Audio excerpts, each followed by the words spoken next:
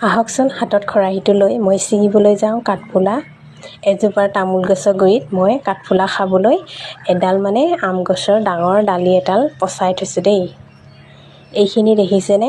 আমৰ ডালিটোত এয়া কাঠফুলা।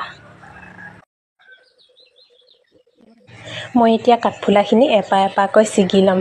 ছিগি মই ইয়াক 1-2 ঘণ্টাৰ কাৰণে পানীত ডুবাই থৈ দিম। তাৰ পাছতহে খাম। আলুৰ লগত ভাজি খাবলৈ বিৰাটে ভাল লাগে, একদম যেন মাংস খোৱা যেন লাগে। জানিলে খাৰ আৰু শুকান মাছৰ লগতো খাব পাৰি দেই। এই মুঢ়াটোৰ পৰা আমি প্ৰায় 3 বছৰমান কাঠফুলা খোৱা হ'লেই।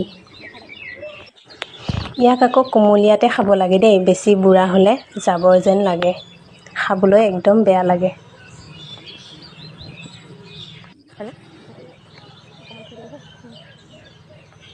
এইখিনি দেখিছেনে? একদম চেপত হৈছে দেই। এইখিনি মই ছিগি ল'লোঁ।